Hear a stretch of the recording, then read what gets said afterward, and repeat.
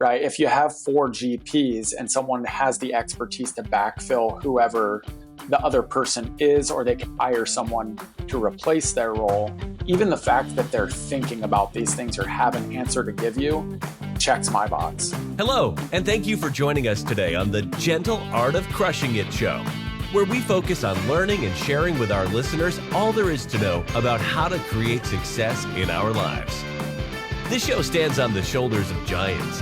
Our mission is to empower and inspire our listeners to create the life of their dreams whilst having a blast in the process. Let's celebrate life together. Welcome to the show. All right, welcome back to the Gentle Art of Crushing It podcast. My name's Randy Smith, and I'm your host today. And I'm really excited to have a good friend of mine, Luke Grieshop, on with us today.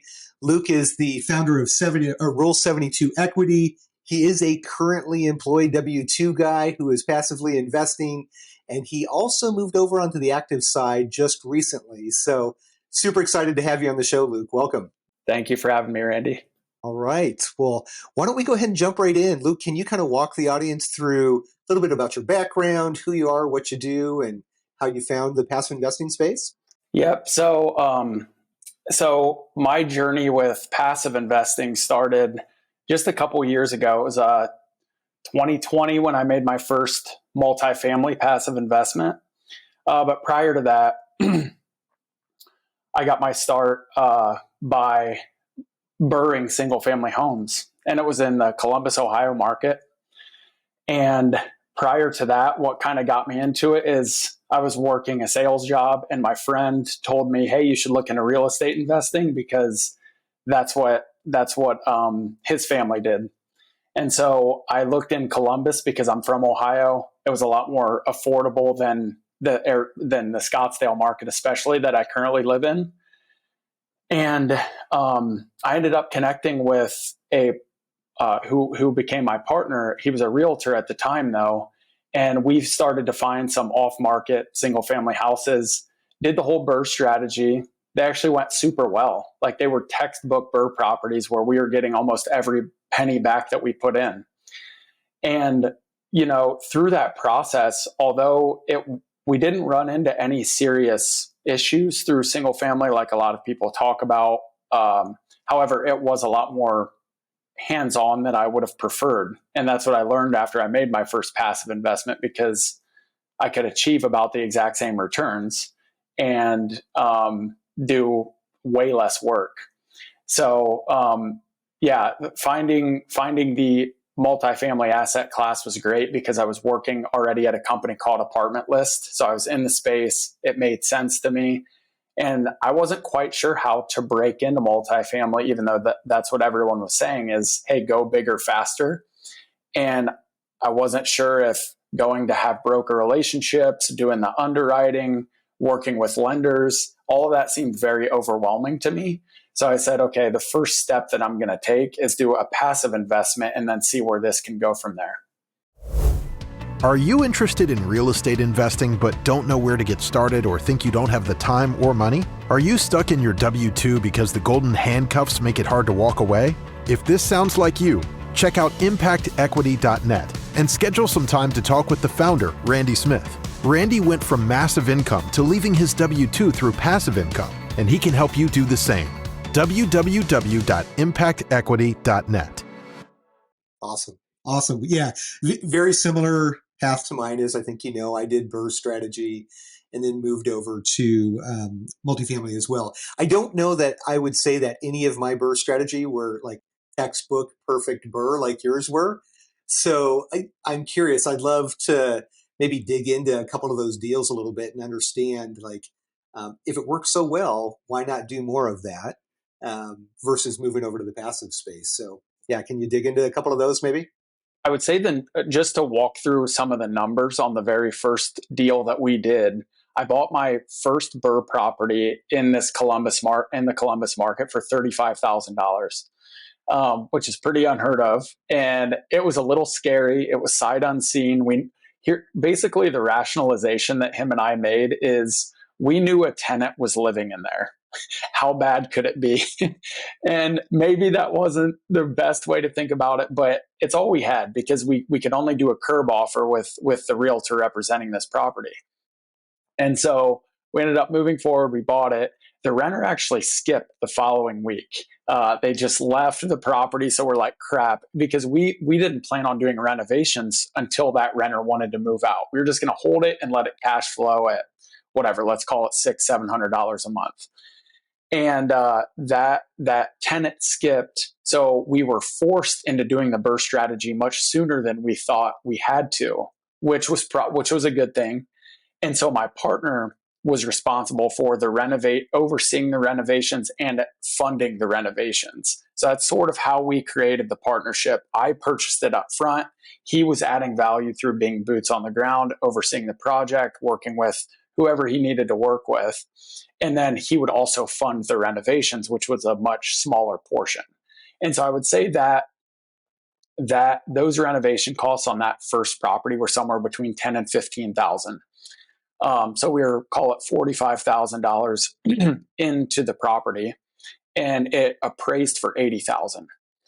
So we were able to go get, I think it was a 75 loan to value, something like that, and pull all of our equity back out and rented the property out for, I believe, about $800 a month.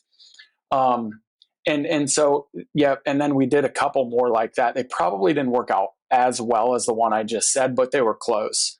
And so what I started to learn, though, to answer your question, is that even when you have a fixed up asset and tenants in the property, especially with the older type of homes, you're not going to find a newer build for $35,000. That's for sure. But even when you add the value through the renovations and raise the rent, there's still just going to inevitably be repair problems, maintenance things that come up. Turnover costs a lot in single family. We pay that management team a full month's rent to turn the property.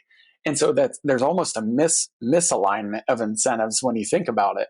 That the more turnover, the more fees they're going to be able to collect on turns and things like that.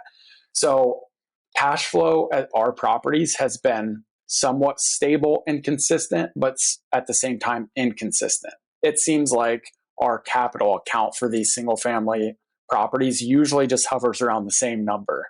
And that's not even considering any huge expenses like a roof or anything like that. So I was looking for the consistency of cash flow and the reliability with no or little volatility through passive investing. So I'm curious then, if you were the equity partner on the front end that was paying for this cash. So living in Arizona and doing this back in Ohio, and you have some feet on the ground back there, did this still take up quite a bit of your time, or was it truly passive after you cut the check to buy it? It was not near as passive as what I'm doing today, because you were still having to communicate with the management team on an ongoing basis, figuring out what was going on. And then a turnover might happen once a year. So then you're dealing with, okay, what do we need to get done at the property, and just helping coordinate that. So even though I'm not the one swinging the hammer, you still had to be involved in so many of these different conversations. Versus a truly passive investment, you're basically you're contributing your capital, you're wiring your money, and then you're filing your taxes. That's about it. Yeah. Exactly. Yeah. Yeah. And I think every single family investor at some point hits that spot where it's like, okay, this took X amount of energy, effort, and capital to get to this point to produce this much monthly passive income. Yeah. And when you do the calculation, it starts to get a little overwhelming to think, oh my goodness, I've got to do this 50 times before I can actually leave my W-2 or decrease my dependence on my W-2. So you went down that same path that I did, where the calculation starts pushing you towards this idea that if I can get more doors under one roof, that could help to scale faster. So I'm curious, when you were sitting at that point and you're thinking about getting into multifamily, what was kind of the deciding factor about going the passive route versus the active route? Because that's that's a choice a lot of people have to make, and people go either way. Yeah. I what I learned is that the way that my thought process during that actually is pretty common for a lot of people deciding to go passive. And that is, I didn't really know the steps I needed to be taking to go active. Right. What, and it all seems so overwhelming. And Bronson Hill, who I know you know Bronson, and maybe some of your listeners do. At my first syndication event, shout out to the real estate guys and Secrets of Successful Syndication. Um, at that event, I was explaining this problem to him, and I said, "What do I go for? Like, it's broker relationships, it's a relationship with lenders, it's underwriting a property, it's acquisitions." And I'm like, one person can't do all of this, and he just kind of very simply said, "You just need to pick one and stick to it." And this is after I made a couple of passive investments already. So I guess what I'm saying is how you can maybe get into the active side to learn more about it is first going passive, learning a little bit about how the whole model works with the company you're investing in. If you have a great if you invest in a great operator, like I've been fortunate enough to, Zach at Rise 48, he would take me out on properties and show me what was going on. And I'm not a huge time investor with him or anything. And I thought to myself, okay, this is someone I can actually learn things from, who's going to be communicative. So for your listeners, that's really where my thought process was. And what ended up paying off is, hey, if I just invest passively with a good operator, I see how this works, then I can choose a route in that model that makes the most sense for me to go with. Yep. Yep. It's so funny how similar your and my stories are. Same, almost exactly the same story. And mine, what I found out pretty quickly was, the idea was I'm going to passively invest to get a peek behind the curtains to see how this whole syndication model works. What I found is, like, these operators are working their butts off, and they're working a lot of hours. This is not a 4-hour work week scenario for the type of folks that I want to personally invest with. And you find the people that are performing just like in any type of business or even W-2, like the people that are performing are working their butts off, they're grinding, they're constantly getting educated and getting mentored and being trained. And this is a full-time job for them. So I found out pretty quickly myself that I didn't want to do the 60 hours a week personally. And I think I just focus on my superpower, which is, like, you and I both are kind of doing that same thing. So let's kind of dig into next steps there. So you're a passive investor, you're starting to attend some conferences. Maybe we talk a little bit about that first passive investment. I'd love to hear kind of the mindset and the process of how you found it and the selection process, and why you chose to use that particular operator. I've heard you talk about this, and I completely agree. I don't think we've ever had a one-off conversation about this, but a big piece of it for me was, and actually Brian Burke talks about this in the Hands Off Investor, reputation risk. I knew that, Rise 48 Equity, for example, I saw them a lot online, and so that was just the first part of it, right? It's not like I just saw their stuff online and I had I called them the next day and invested. But through their marketing efforts and how many deals they were doing and how often I was hearing their name thrown around, I'm like, okay, this is someone with their reputation on the line. They clearly have a track record. Let's have a call with them and see if the other pieces kind of fall into place. And so my next step after the awareness piece was going through and just asking a lot of questions. I don't frankly, I don't know what those questions are that I had on that first call. I've since made a checklist that I'm happy to walk through on this call if we'd like to. But it was, for me, it was all about the sponsor. It was all about, who am I investing in? This is the expert. Let's talk about, if we need to dig into the financials, let's do that. But for me, on the first passive investment, it was truly about the sponsor. And again, I've since morphed that into something a lot more serious, especially because we do talk about bringing other investors into these deals now. I knew that I had to sort of up level my game, but that first one, it was just all about getting comfortable with who I was investing in, And as I mentioned, Zach was willing to take me out to assets of of of of theirs just to look at the renovation process. I met the folks on site, and that was enough for me.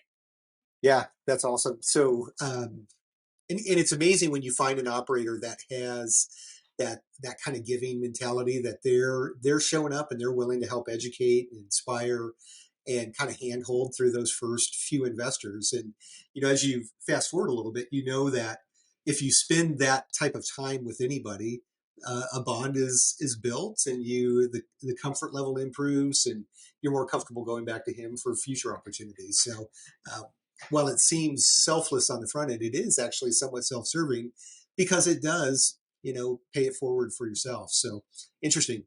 Okay, so you found this. Actually, you know what? You mentioned that you have kind of a checklist that you use. Are there a few items on there that might be different than all the other top 10 questions you see out, or are there a few that you are sure to ask on every conversation? So I would say two that two that may not always be top of mind to ask now. Um, One is doing a background check.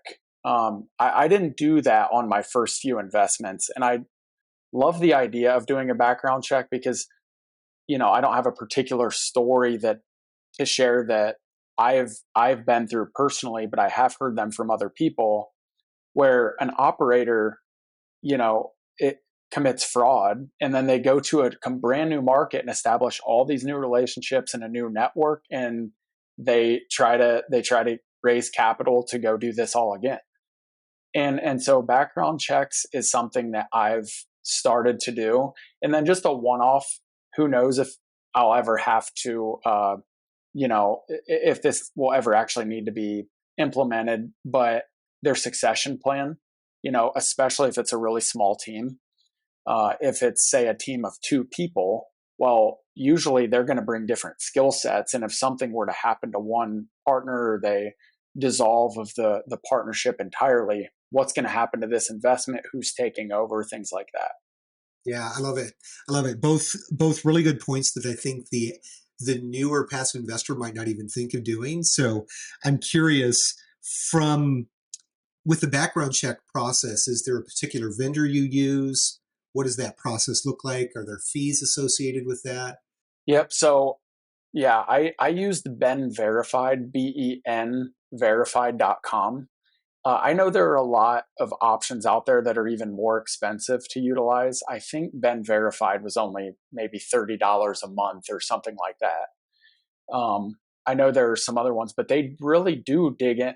So what I did was I punched in some names of people I knew would have a background to show, just to verify, like, okay, this is legitimate. It is pulling up their information, but it goes through different types of encumbrances, judgments, criminal record, things like that. So And so, did you pull up that one college buddy? I pulled up the one college friend who I knew was going to have a laundry list of items, and verified and said, "All right, Ben Verified is the one I can go move forward with."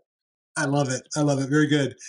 So, really good advice too for the newer passive investor. $30, and if you're just verifying a couple over the course of a month or two, probably well worth the $30 that you're going to spend, right? Exactly. And the great part about it is so many people will reinvest in the same operator. So you just got to do it one time, and then you move on.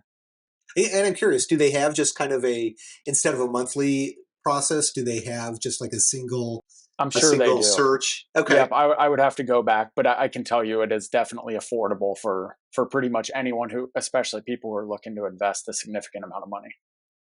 And you didn't need social security number. It was just simply their name. There, yep, yeah. You looked them up by name, and then it would give several different. Like, there's probably many Randy Smiths, but you can verify it based on where you live, and then maybe where you went to college, and go, okay, I got the right person here, and then you run the check that way. Awesome. Yeah. Thank you. Thank you for sharing. That's a really good one. We don't talk enough about that. And I know, you and I are in partnership with a couple of things, so you've leveraged that for our partnerships. And I'm curious, did you run a background check on me when we did it? I think I did. But basically, so now that we're talking about this, I actually did not do the recurring one. I was just going to do the one-time payment every time that I needed it.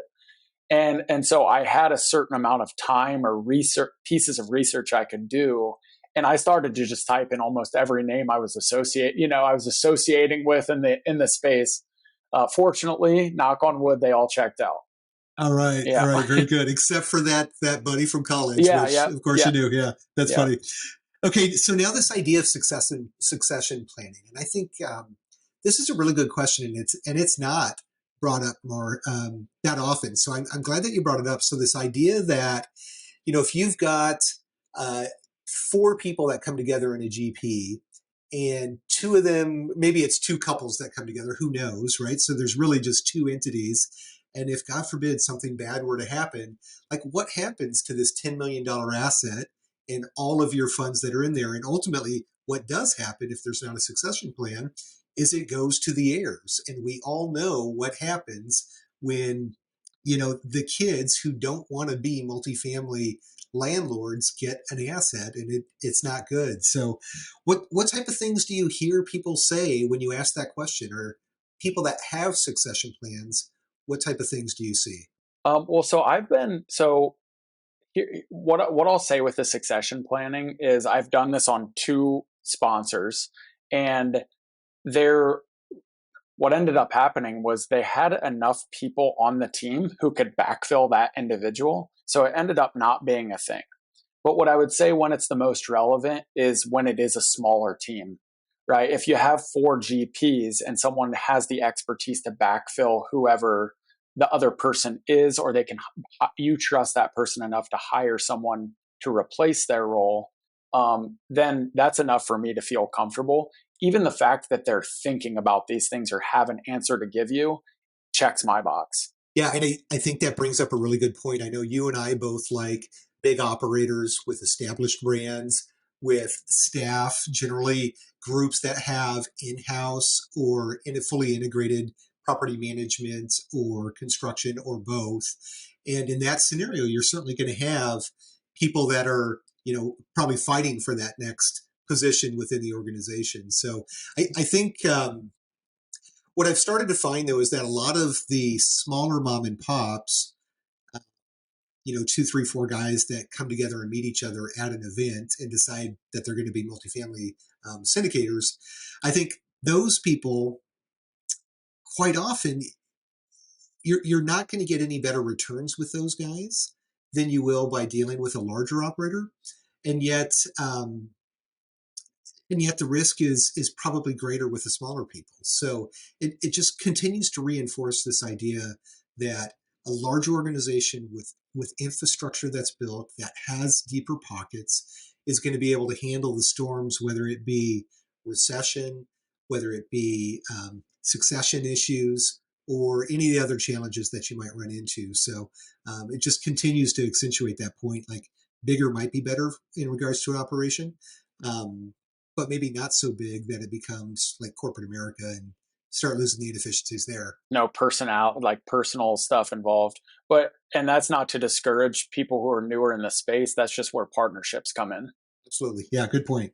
Good point. So, well, let's do this. We've got, we're already at 20 some odd minutes, and I like to keep these to about 30 minutes, but let's talk about where you're going and what's your path, what's your plan, what are you focused on now? So, really, where I have the most passion right now, and where all my energy is going toward, is educating my network behind how they can get involved in these types of investments, and not just multifamily investments. But I'm really trying to get involved first as a limited partner into different asset classes and with different operators, so that I can vet them first and really learn about their processes, what the returns are like, earn that trust on both sides, and then present these types of opportunities to my network. So all of my time and energy right now is going into scaling my business, Rule72 Equity. And that's in the form of different types of marketing, networking, just having conversations with investors every single day, and really just bringing the education out there. Because I've talked about this with other people on different podcasts just recently. you feel like when you're in this space that it's everybody knows about it, right? You're starting to get connected. Like you've connected me to so many amazing people.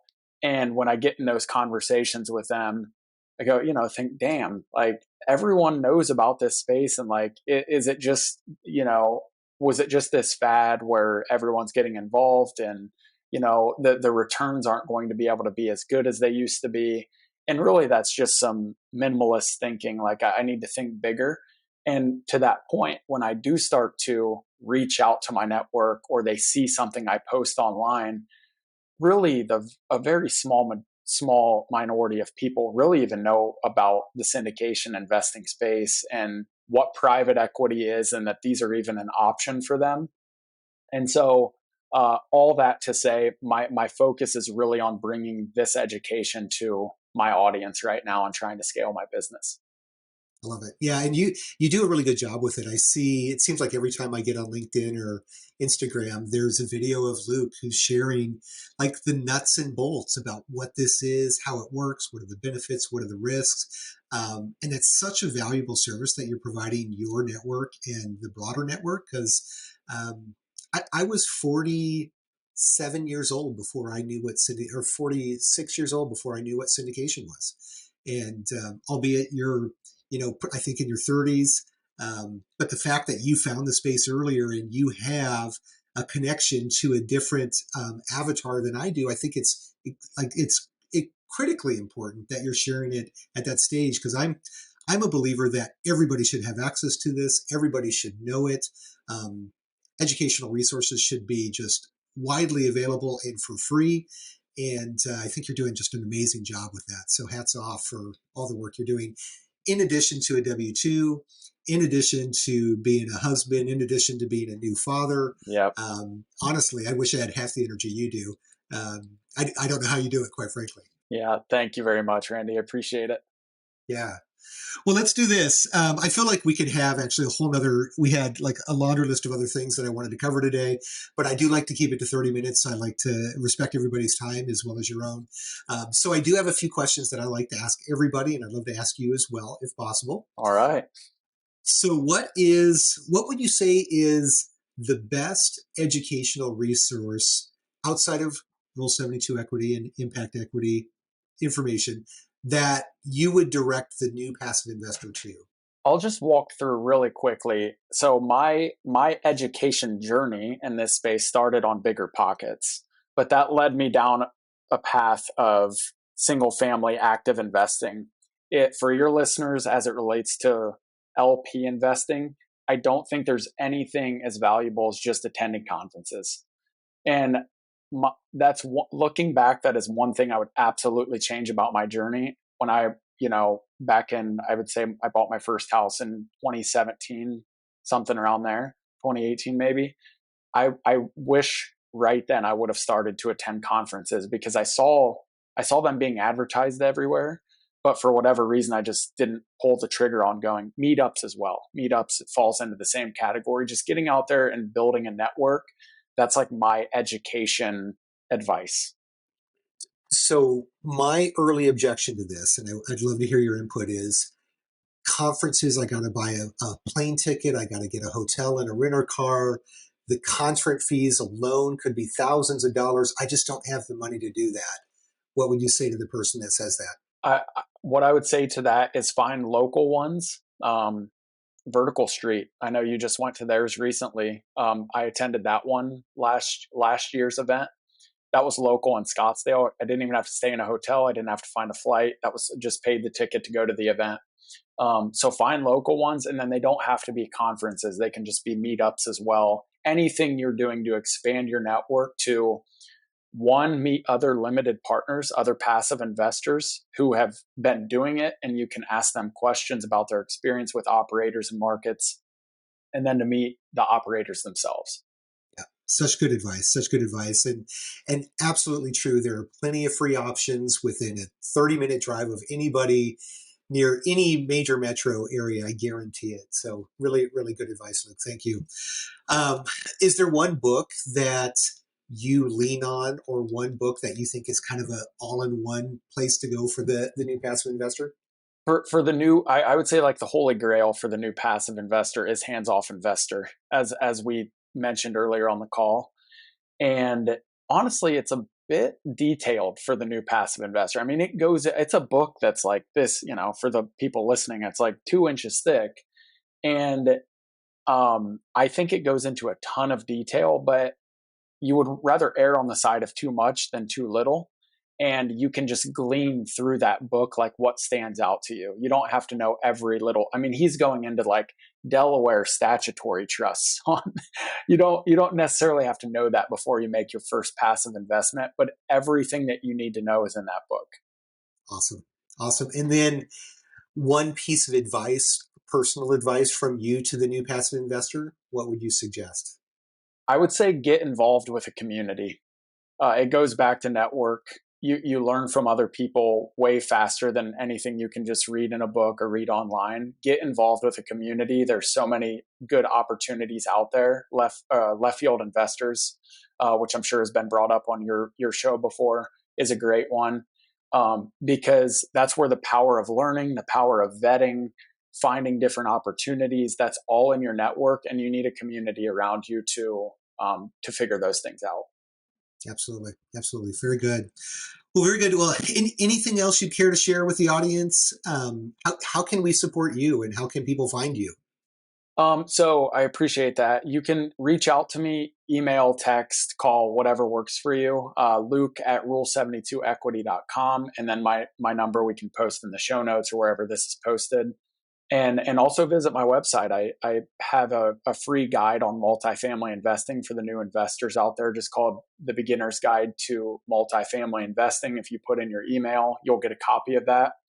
And I think those are some of the best ways. Only piece of advice I would end on is whatever you're working toward, whether it's passive investing or some other endeavor, is just to stay consistent week in and week out. It takes a lot of time to get into a certain position that seems unachievable when you start, but just stay consistent and it's going to happen. Absolutely. How do you eat an elephant, right? Yeah, just exactly. One bite at a time. One bite at a time. That's it. Well, very good. Well, Luke, thank you so much for being on the show. I appreciate you. I respect you a ton, and admire the work and the man that you are, and the husband that you are, and the dad that you are. So thanks so much for being on the show. I really appreciate it. Thanks for coming. Yep. Thanks again, Randy. Appreciate you. Awesome. And to our listeners, as always, I encourage you to kind of continue this education path, continue to find ways to get inspired, to continue to dig into this space.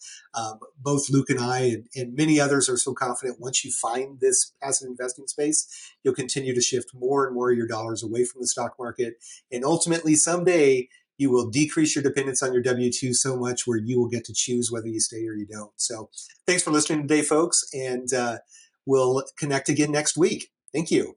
Well, there you have it, ladies and gentlemen. Another episode of The Gentle Art of Crushing It. It was an amazing episode. We know we sure learned a lot, and we hope you did as well. We want to take a second and thank you so much for viewing or listening to this episode. And please just know that we only ask for one favor, and that is to make this life magnificent. Thank you, and have a wonderful day.